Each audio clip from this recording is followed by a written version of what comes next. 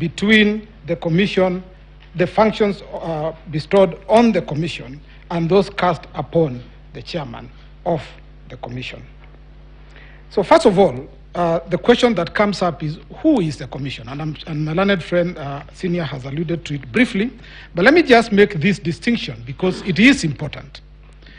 The commission, IEBC commission, is established like all the other independent commissions under the provisions of Article 250 of the Constitution. But more importantly, and this is the distinction that I think is important to draw, if you look at what Article 250 talks about, 251 says each commission shall consist of at least 3 but not more than 9 members. The next one says the chairperson and each member of a commission, so that these commissioners are members of the commission, they are not the commission. So that where the law refers to the commission, it is not referring to the commissioners, but it is referring to the body corporate that my learned senior referred to, and which is established or under the provisions of Article 253 of the Constitution, which says that each commission is a body corporate with perpetual succession and a seal. So where in Article 138 reference is made to the commission, it is that body corporate that is referred to. And this is amplified by the provisions of Sections 11 of the IBC Act. My lords and my ladies, Section 11.2 of the Act establishes the Secretariat and the Commission, so that the Commission consists of the commissioners, the chairman and the commissioners, and the Secretariat. Then 11.2a defines who the Secretariat is as such professional, technical, and administrative officers and support staff as may be appointed by the Commission in the discharge of its functions under this Act. And B, very critical also, such public officers as may be seconded to the Commission upon its request. This is what comprises the Commission. And then, what is the role that the commissioners are supposed to play? Well, Section 11A of the IBC Act then says that the chairperson and members of the commission, again members of the commission, shall perform their functions in accordance with the Constitution, and in particular shall be responsible for the formulation of policy and strategy of the commission and oversight. Those are the 3 roles that are specified in the statute: provide or formulate policy, strategy, and oversight. That is the role that they play. Then the Secretariat shall perform the day-to-day administrative functions of the Commission and implement the policies and strategies formulated by the Commission. So this then brings me to the provisions of Article 138, 3C, which is at play in these petitions. And it's important, my lords and my ladies, to read what the provisions of that section say. And the reason why I go straight to that provision is because the petitioners are using that provision to say that the provision requires the commissioners to be involved in the process of tallying, verifying, and declaration of the results.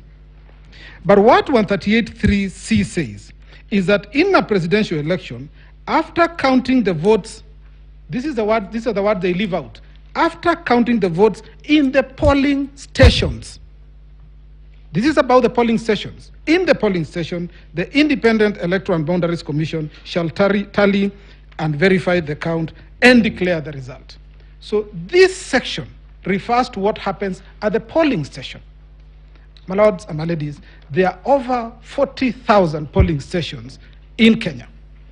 It is not conceivable that the 7 commissioners, including the chairman, would be the one to conduct the business of tallying, verifying the results, the votes at the polling station.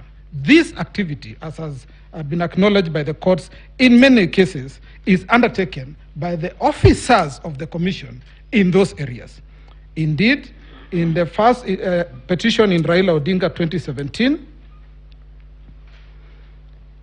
Lords, the court at paragraph 287 says, The duty to verify in Article 138, which I've just referred to, is placed squarely upon the Independent Electoral and Boundaries Commission, which was the first respondent. It is exercised by the various agents or officers of the first respondent. That is to say, the presiding officer at a polling station, the returning officer at the constituency level, and the chair at the National Tallying Center. No reference here to members of the commission. And this is very deliberate. The process of conducting an election is a statutory process. It is set out in statute. It is not an issue that is left to determination by the commissioners in a meeting of plenary as they have suggested. And so, my lords, the assumption by the petitioners that the commission refers to the commission is wrong and belies the case that has been brought before you. And so, my lords, the next issue that I want to deal with is the question of the role of the commission versus the role of the chairperson. My lords, under Article 138(3)(c), as I've said, the role of the commission, not the commissioners, is just to tally and verify the results.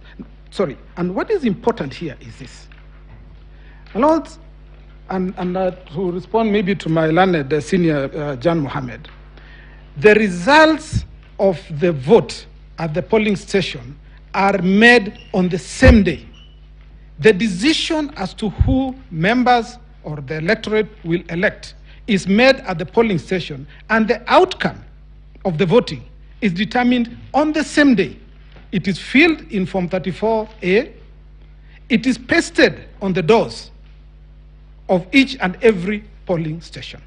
Now, the important thing here is that there is not a single affidavit or evidence that has been placed before you by anybody who says that the results that were pasted on the doors of every polling station, the Form 34A, is different from the ones that were announced or declared by the chairperson at the National Tallying Center.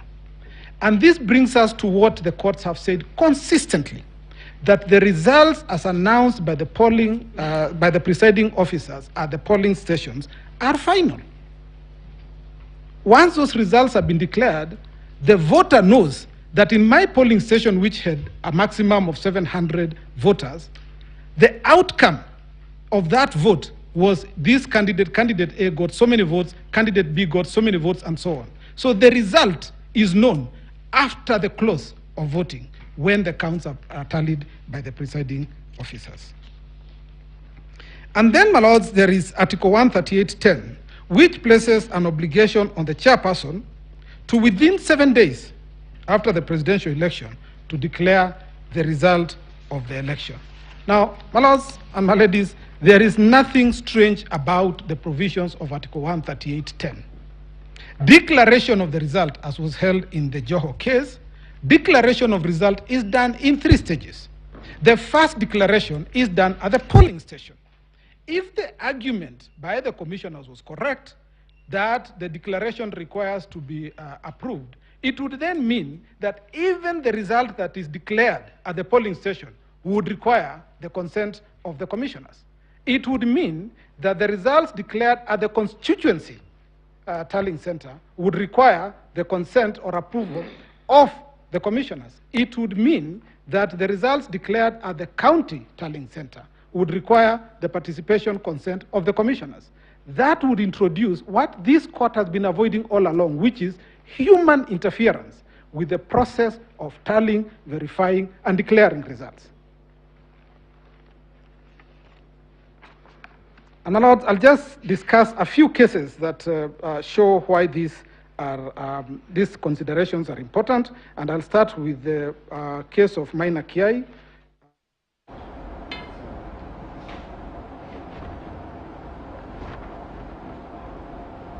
Well, just to another developing story, DCI officers in a cat-and-mouse game with former Kakamega Senator Cleophas Malala